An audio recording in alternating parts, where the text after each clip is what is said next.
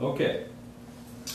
Now, when I was at school, me and my buddy, for a volunteer project, dissected out the colons of cadavers. I'm the guy who convinced them because of the Casey readings.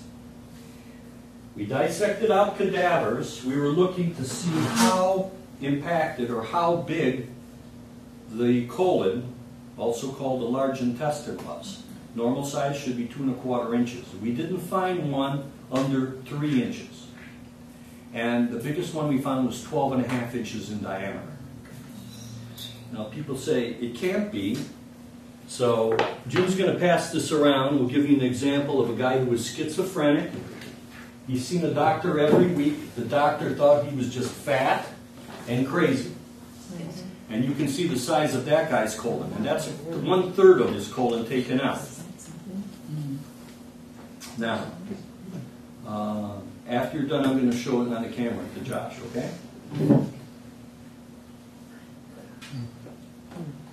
That's 1/3 of his colon. Now, I asked what happens to the colon when you're constipated before, and the answer is it starts to expand. It stretches. And it can stretch to 12 1/2 inches.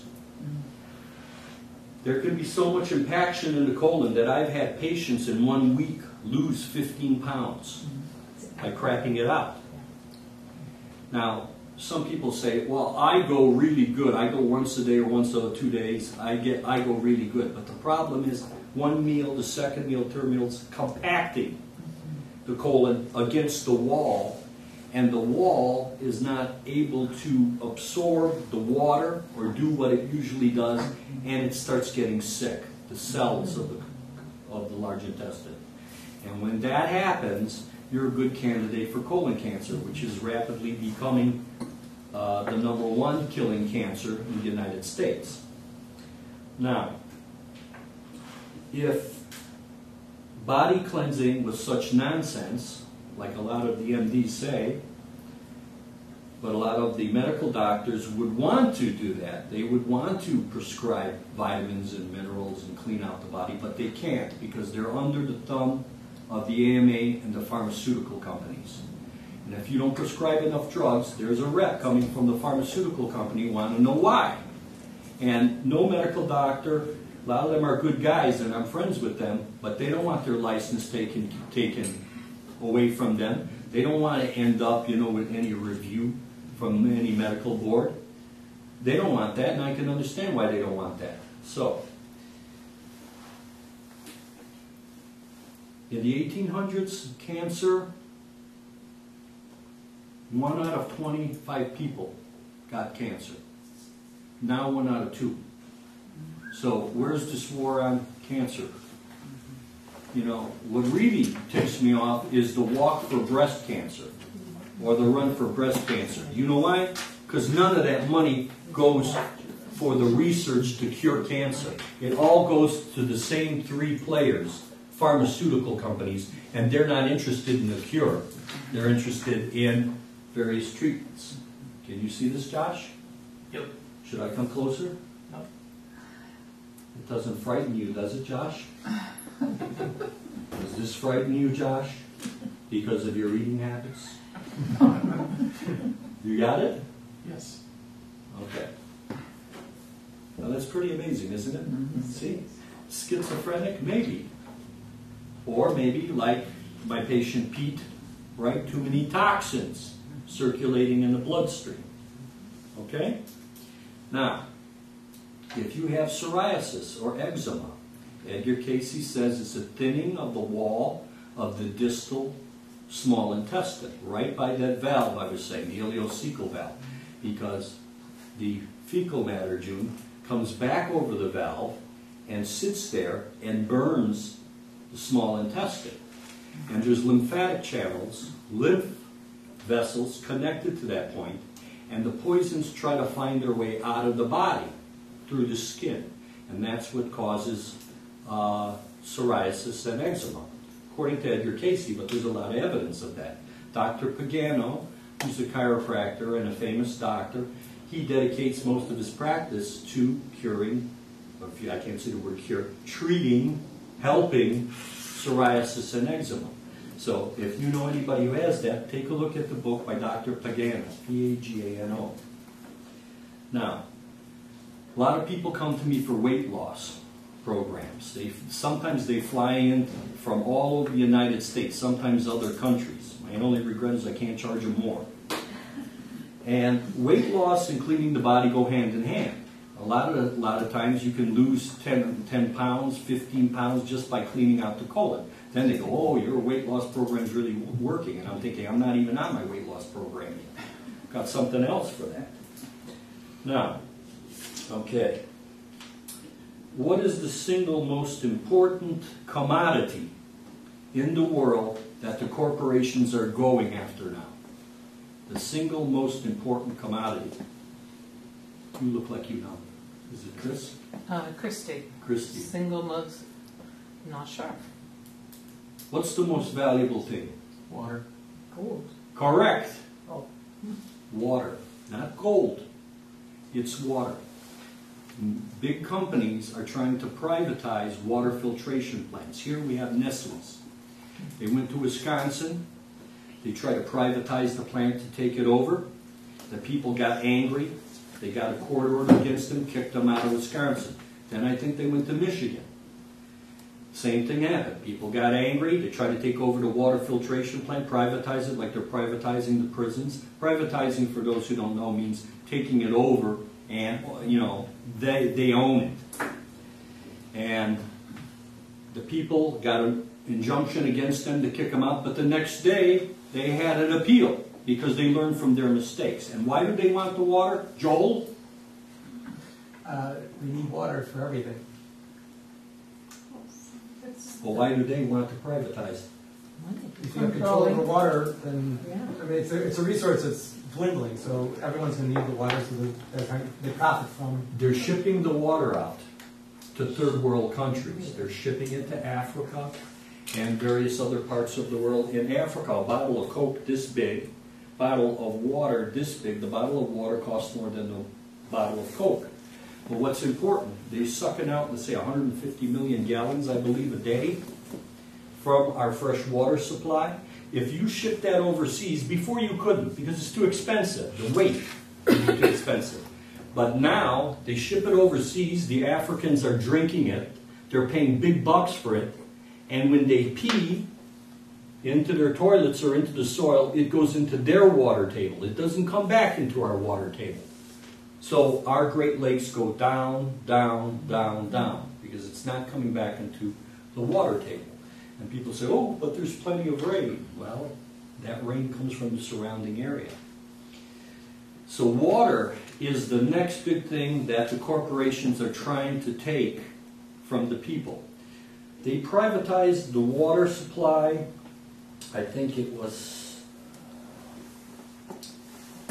I can't remember which South American countries. I'm going to say Brazil, but if you look it up on the internet, it might be a different one. And they made it illegal for the people even to collect rainwater. In Colorado, in Oregon, I think, they just made it legal for the people to collect rainwater. It was illegal to collect rainwater. Now, if that isn't turning into a kind of, what kind of state would you call that? It's not a democracy, it's not a monarchy. What would you call it, Ron? Social. Totalitarian state? Socialist state? Fascist state? Whatever.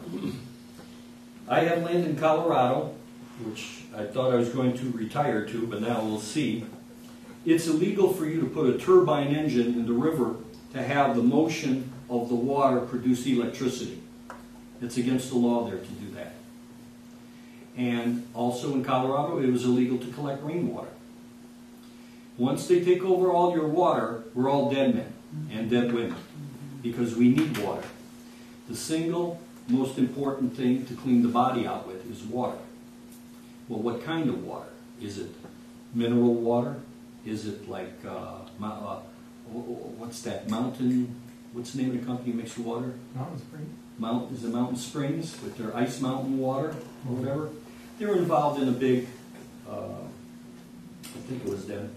One of the companies was involved in a big scandal where they were taking Chicago water and bottling it and selling it under their brand name to other states. You know, Also the artesian water, they go from this artesian well. Well, the artesian well dried up, so you're getting it from some other source, 60 miles away.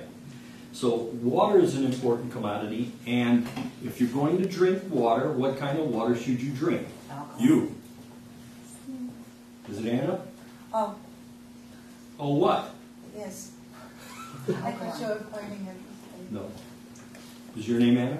Yes. What kind of water is the best to drink? Still?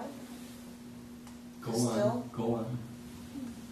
Steam distilled? Steam distilled water. That's correct. Why? Legally, the term distilled means being passed through a strainer. So you could pass water through gravel and call it distilled water legally. I could pass it through some charcoal. I could pass it through a nylon stocking. It's distilled water. But steam distilled water is more expensive to make. You have to heat up the water. It goes through a condenser, and all the mineral particulates fall out. Therefore, when you drink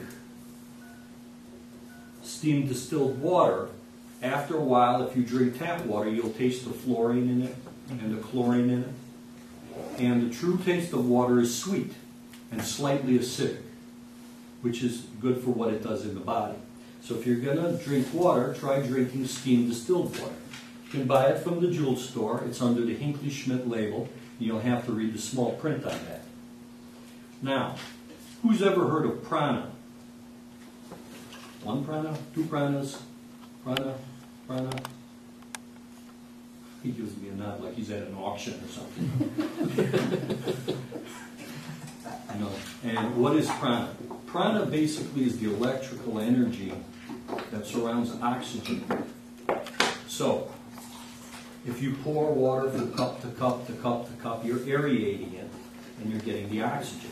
Now when you inhale the air, what are you inhaling mostly? Is it oxygen? No, nitrogen.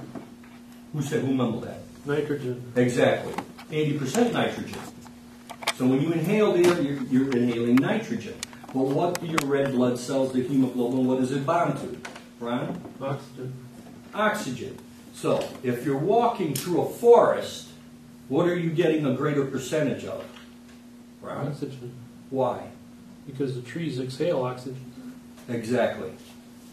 This is why people are always healthier living around a lot of plants or in the country, because there's more oxygen and less pollutants. Here's an interesting sidebar.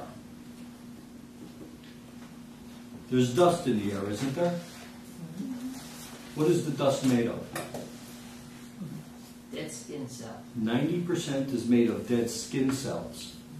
And the Creator makes it that way because you're vaccinating yourself against allergic reactions to other people and other animals. That's why you can shake hands with the Japanese or the Koreans or the Poles and not get sick, because you've already inhaled some of their skin cells and your immune system has adapted to it. That's why you can pet a baby seal on his head and not get sick. It's nature's way of immunizing the body. Now, I want to get into the other parts of the body. I want to finish this off first. What is the major thing nowadays that would cause constipation or impacted fecal matter in the colon or cause toxins in the colon? What would it be? Tell me, June. Medication. What else? What All else? the stuff they put in the food, the sugar and flour, Sugar and flour. Excellent, excellent. and What else? the hormones they put in meat and milk and chemicals. Exactly. There's all kinds of pollutants from everywhere. The fluoride in the water, the fluoride in the toothpaste, the ADA, American Dentalist. Do we need fluorine in the toothpaste? Why? There are moldy 1950-something studies showing that fluorine helped prevent cavities in rats' teeth. No, you don't need fluorine. Here's what really happened. The aluminum companies, Alcoa and Reynolds Aluminum, had a ton of fluoride or fluoride hanging around. And the FDA would not allow them to dump it into the lake. They wouldn't let them dump it in the soil.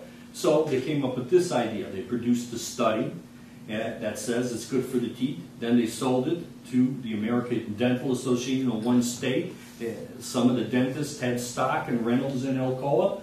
And then it traveled from state to state to state. Now it's accepted. I know one dentist that's got a trunk full of material, and he travels throughout the country lecturing about how fluoride is detrimental to the teeth, especially in certain states. But he just gets laughed at by the young dentists. But why laugh at him before you check it out? If somebody says there's a spaceship outside, Dr. K, come look, there's a spaceship outside. I'll walk out there and take a look. And if that spaceship's not out there, then I'll say you're an idiot. Right? But I won't call him an idiot till I go and see if there's a spaceship outside. Okay? That's reasonable, isn't it?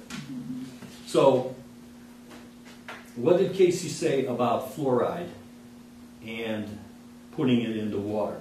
He said in certain states it would be of benefit, but not in Illinois. Not in Illinois. If you can find a toothpaste without fluoride, do so. Okay? Now, I would like Mr. Steve here is going to pass out these. These are seminar evaluation sheets, so I know what people like to hear, what they didn't like to hear, and how I could make my seminar better, okay? And you don't have to do it now, but before you leave today. How much time do I have to lecture, Ron? I'm going home at midnight. We scheduled for 4:30. Okay, that's fine. Okay, and then Steve, while I'm speaking, is going to pass out a list of topics that I could lecture on and order for us. Thank you, Steve. Now we're going to talk about what do we know about what's going on around us. There's a preserve in Australia. This ranger, the guy who took care of this preserve, walked through this preserve for years. And one day he's walking out towards the gate and he spots a pine tree. And he looks at the pine tree and he goes, "This is a funny looking pine tree." And he took a sample of the needles and has it tested. The next thing you know, the Australian version of the CIA has the entire preserve surrounded. And they're blocking off all communication. Because the pine tree they found was the Wollemi pine tree. And it was extinct for 250 million years. Somewhere between 200 and 250 million years. And yet here it stands, growing. No one knows why. No one knows how it got there. And they wanted to protect it. And they didn't want any foreign power to get it. To give you a reference, dinosaurs went extinct 90 million years ago. This thing's 200 million years old. And if you're in Australia, you can buy it now because they took the seedlings and they sprouted it and they're selling them now. The thing is, where did it come from? Then they discovered that if you take the seeds of a tree and you expose it to the ultraviolet light and you plant it, you'll grow its ancestor from 50,000 years ago. And when you grow that tree, if you take that tree seeds and you expose it to a certain wavelength of ultraviolet light, you'll grow its ancestor from 50,000 years ago. So there are things in the world that we think we know, but we really don't know, and there's more to come. I'm going to talk about lightning and how lightning helps you in Kundalini energy, but before I do that, I want to talk about, I've talked about elimination, the assimilation in the small intestine.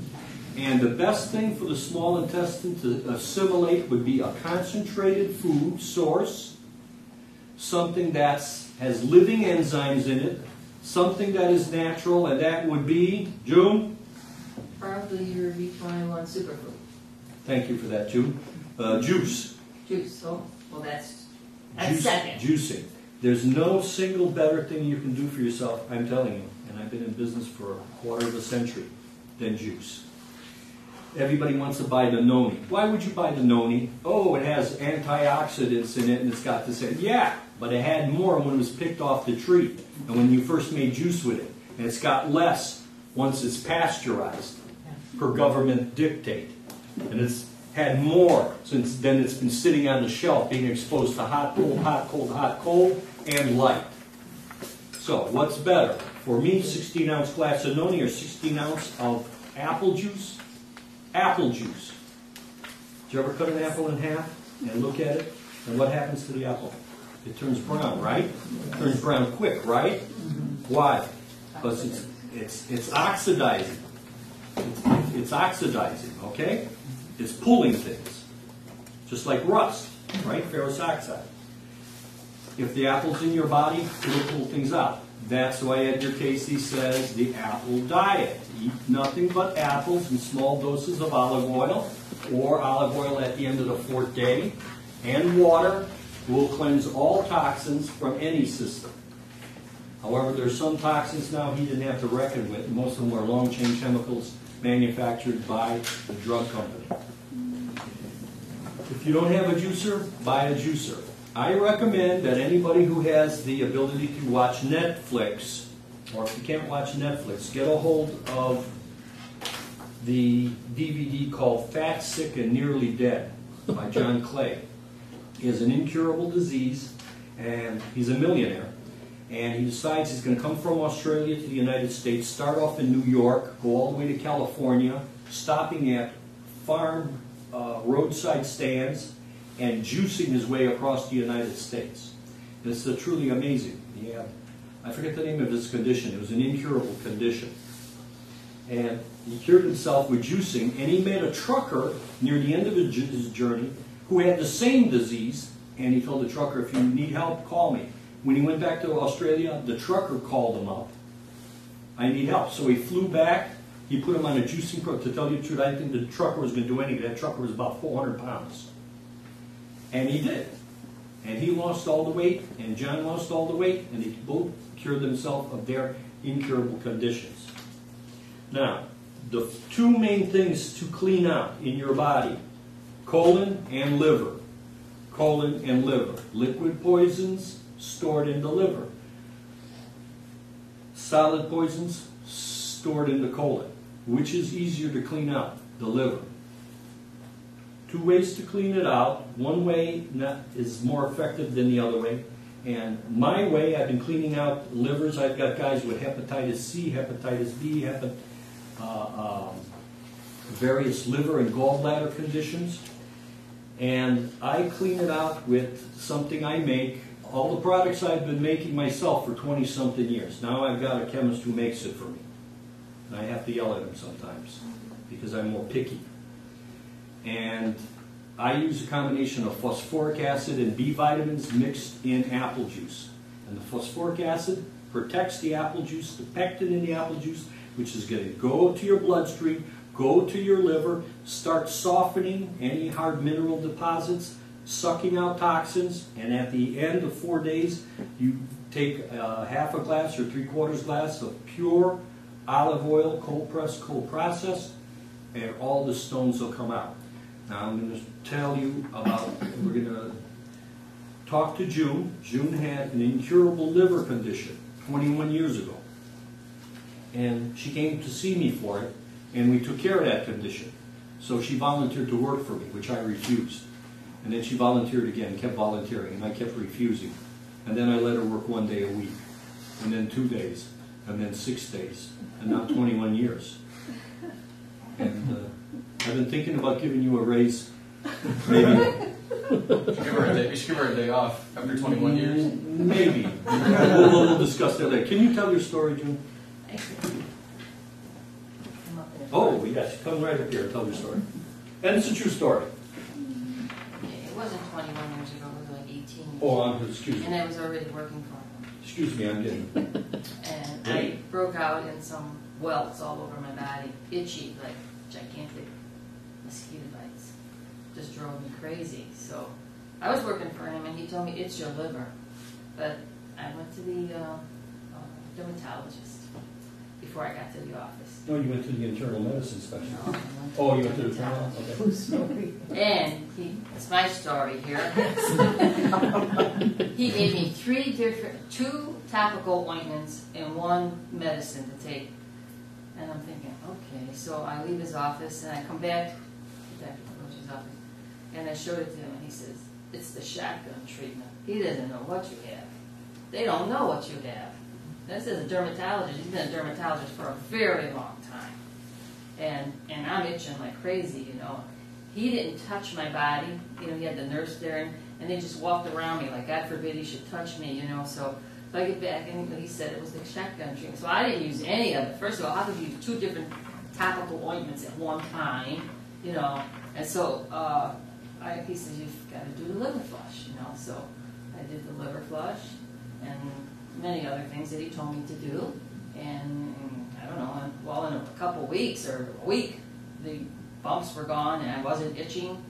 And I just kept doing, and let's see, I did castor oil packs. Tell them about the stones.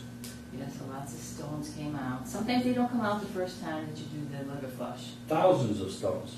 Yes, many stones. We still got them in the refrigerator.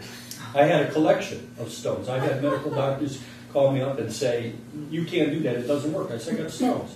It goes, They "That's don't not believe stone." that there's I stones. says, come and They look. don't believe But it. no one's ever come to look. No, they don't believe it. In fact, I knew a nurse, and I was telling her about it. She was also a physical therapist, and I was telling her about the liver flush.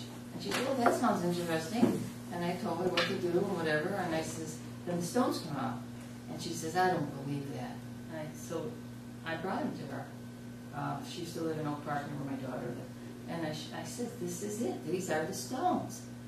And she's just looking like incredulously at me, you know. So what she did after that, I don't know. I never saw her anymore. But they do not believe that those stones are going to come out of your body. Tell the audience about Ziggy Molinarski, the guy who had pain over his liver, and I kept telling him, clean that liver out, clean it out. Clean For a it long out. time, But he wouldn't, and he wouldn't go to the medical doctor. So when I had an accident when my leg got shattered, he came into the office and bought the stuff to do it, and then he left. And then when I was in the office, he came in and he got I got a present for you. And he gave me a bottle with the biggest stone I ever seen. It was bigger than a golf ball. I still got it at home.